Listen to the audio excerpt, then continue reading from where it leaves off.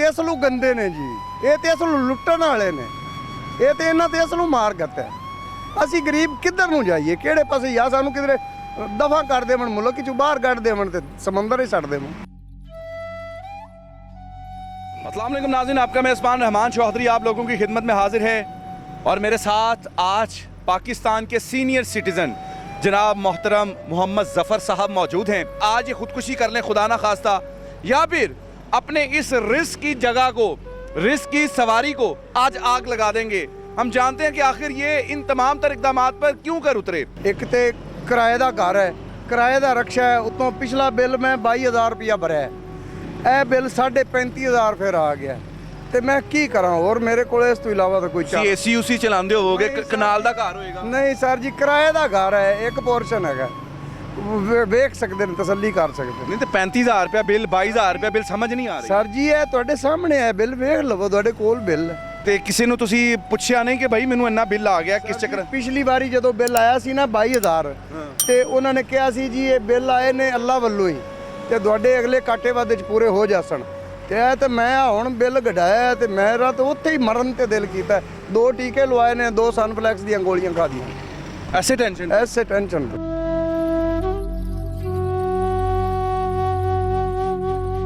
अच्छा, इसमें नाज़रीन बिल की तस्वीर होती है, जिसमें उन्होंने आजकल एक नया सिस्टम पैदा किया हुआ है, जिसमें वो मीटर की तस्वीर ले लेते हैं ताकि जो सार्फिन हैं वो एतराज़ ना करें कि हमारे यूनिट कम थे और इन्होंने हमें ज़्यादा डाल दिए हैं। पिछला बिल इनको 22,000 रुपये था और उसके सिर्फ 75 यूनिट थे, 75 यूनिट्स में इनको 22,000 बिल डाला है। उन्हें तो की करना है? सर जी मेहरबानी होवे मेरे ते, मैं गरीब आदमी है, मैं कितों भरांगा?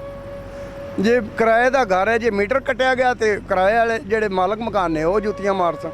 तो 2,000 रुपया भी दे रहे हैं, 2,000 रुपया ਤੁਹਾਡਾ ਕੰਮ नहीं आ रहा? नहीं जी, मैनू तो मिलिया नहीं। PTI की गवर्नमेंट है पंजाब हुकूमत, उन्होंने कहा था 14,000 रुपया एहसास प्रोग्राम के तहत देंगे, वो भी नहीं मिल रहा। ये तो असलू गंदे ने जी, ये तो असलू लुट्टण वाले ने, ये तो इन्हां ते असलू मार करता है। असी गरीब किधर नूं जाइए, किहड़े पासे या सानू किधरे दफा कर देवन, मुल्क चो बाहर कट देवन, ते समंदर ही छड़ देवन। 60 साल ਤੁਹਾਡੀ उम्र हो गई है। हाँ जी। ਬੱਚੇ ਵੀ ਫਰਮਾਇਸ਼ਾਂ ਕਰਦੇ ਹੋਣਗੇ? ਸਾਫ ਜ਼ਾਹਿਰ ਜੀ, ਬੱਚੇ ਫਿਰ ਬੱਚਿਆਂ ਨੇ ਤੇ ਕਹਿਣਾ ਹੀ ਹੁੰਦਾ। ਕਿਸ ਤਰ੍ਹਾਂ ਸਾਰੀਆਂ ਚੀਜ਼ਾਂ ਨੂੰ ਪੂਰਾ ਕਰ ਰਹੇ ਹੋ? ਕੋਈ ਐਤਕੀ ਤੇ ਬਸ ਹੋ ਗਈ। ਮੈਂ ਤੇ ਐਤਕੀ ਮੇਰੀ ਤਾਂ ਉਂਝ ਹੀ, ਮੈਂ ਤਾਂ ਕਹਿੰਦਾ ਖੁਦਕਸ਼ੀ ਚੰਗੀ ਹੈ ਮੈਨੂੰ, ਹੋਰ ਹੱਲ ਕੋਈ ਨਹੀਂ। ਕਿਹਨੂੰ ਸੁਣਾਈਏ, ਕਿੰਦੇ ਕੋਈ ਸੁਣਦਾ ਹੀ ਨਹੀਂ। ਜੇ ਕਿਸੇ ਦਫ਼ਤਰ ਜਾਂਦੇ ਰਹੀਏ ਤੇ ਉਹ ਦਿਨ ਚੱਲ ਅੱਗੇ ਹੋ। बीवी किस तरह हौसला देंदी है अपने बंदे? बीवी है हुण जी, है हुण मैं 1 घंटा पहले मेरी गल हुई है, मैं मून मार्केट इंजैक्शन लवांदा पिया सा, मेरा सिर पटाके मारू सी, उन्होंने मैं दस्सिया, उन्हें आखिया घरी आ जा, मैं आखिया मैं घरी आ तो की कर। की वजह कोई बीमारी है? सिर नूं पीड़ चढ़ गई एकदम ही, मैं बिल कढाया ना हुण ही कढाया, तो एकदम इंज मेरा सिर पटाका मारन लग गया। हुण असीं दस्सो कि असीं तुहाडी किस तरीके नाल मदद करिए? बस मैं तो ना जी मेरा बिल ही वाला ही हो जाए तो मैं चलो, बाकी मुड़ आपे अल्लाह मालक। किराया किन्ना जी? किराया 12,000। 12,000 रुपये? हाँ जी। ते बिल किन्ना टोटल आ गया तुहानू? बिल 22,000 भरिया है, तो 35,500 आ गया। 22,000 पिछला भरिया है, 35,000 रुपया नवा आ गया। नवा आ गया। बच्चे किन्ने जी? 5 बच्चे ने, 4 बेटे ने, 1 बेटी है। नाज़रीन, साया वेलफेयर फाउंडेशन के प्लेटफॉर्म से हम ज़फ़र साहब के लिए अपील करते हैं कि ज़फ़र साहब की मदद की जाए। आप स्क्रीन पर साया वेलफेयर फाउंडेशन का अकाउंट नंबर देख सकते हैं, आप डायरेक्ट इदारे के नंबर पर रब्ता कर सकते हैं ताकि हम ज़फ़र साहब की मदद कर सकें।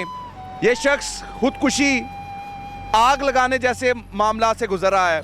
हम अपील करते हैं आप सब लोगों से कि साया वेलफेयर फाउंडेशन के तवस्सुत से इनकी मदद कीजिए ताकि हम इनकी ज़िंदगी में आसानी पैदा कर सकें। इजाज़त दीजिए, अल्लाह निगहबान।